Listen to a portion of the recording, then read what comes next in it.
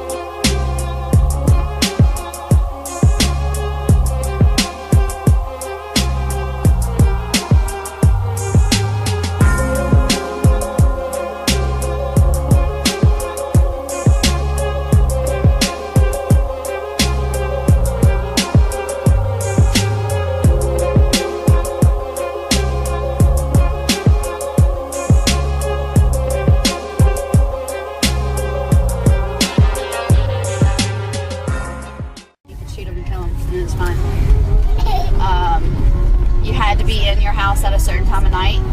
If you weren't, you would go to jail. Why is this? Martial law after to stop the looting. There was a big struggle for food for a while until the government finally got here. So it was okay to shoot someone if they walked. There was a tree through a window over there, and I stayed on it. I guess maybe a half hour. I tell you the time frame. Time does funny things in events like that. So people say, "Were you scared?" No. There's no time, or you do whatever you have to do. There's no fear at all. The number of people that were devastated in New Orleans is why they're considering it ground zero, because they were so heavily populated. This wasn't as populated, but this is where it hit worst. We got to that tree, and I held Martha. And just stayed there. I had tethered her. There it is. That's a blue tank that I use just to keep compressed air, and of course they float pretty well. I tied an old extension cord around that, and then around Martha and around me, just so we wouldn't get separated. That's the same tank. I still use it. This is our things, and this is our home, and you don't understand it until someone explains it to you. It's hard to deal with. Oh, houses. I mean, we've lost so much. If y'all came down the beach, history's gone. That's why getting a historical grant, you put restrictions on the property, a covenant, preservation covenant, which is really worthwhile. When I go on to wherever we go on to, I want this to stay behind as an old house. It's one of the few everything over, as you know, on the other side. So when it hit New Orleans, the eye was so large it did go over New Orleans, but we got the harshest part of it because we're east of New Orleans. If that makes sense. That house stayed. See it? The white one? The white one, yep. They made it.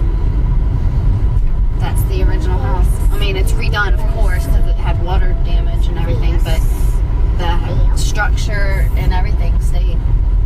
Maybe because it's set further back or something? Maybe. Maybe because that barrier out there? I don't know. Nobody knows why.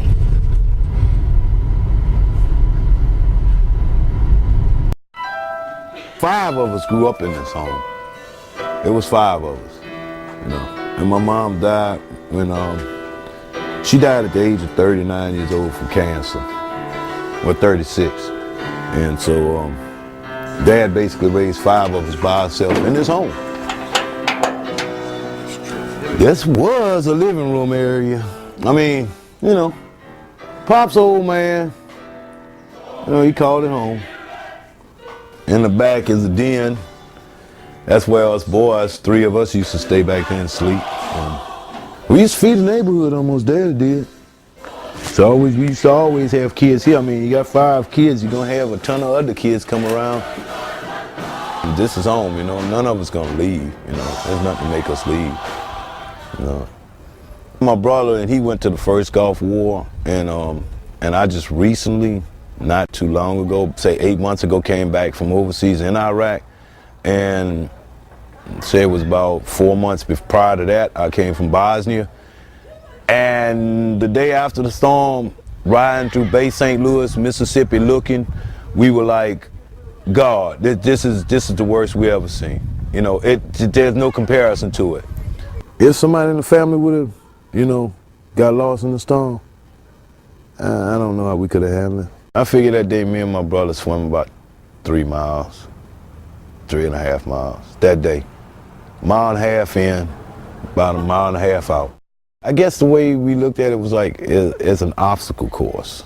You know, there's this big, huge obstacle that I've never seen before. Am I scared? Yes, Lord, I am scared.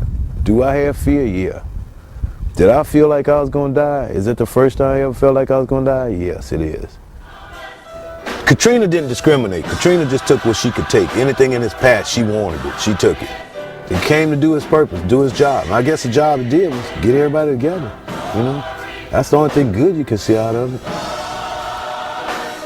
I had an instructor in Mississippi Law Enforcement Academy say that, Wallace, I love hurricanes. And I looked at him, Mr. Thomas Tuggle, why do you love hurricanes? He said, because hurricanes bring people of all colors, nationalities, religions together. I sat back and thought about it, and I said, you know what, I lived through Hurricane Camille, you're right. Katrina brought everybody out of the woodwork. You done seen Buddhists, you done seen Washington State, Virginia, Ohio, New York, Chicago. I mean, my God, you see guys riding around in a vegetable oiled fueled bus. You know, you see an old man, 79 years old, riding a moped motorcycle, you know, coming out helping folks. It's amazing, you know. And then it goes back to the true thing about, you know, yeah, you're in the deep south, and yeah, we all Americans, but this is what it's about, you know? And it's a beautiful thing.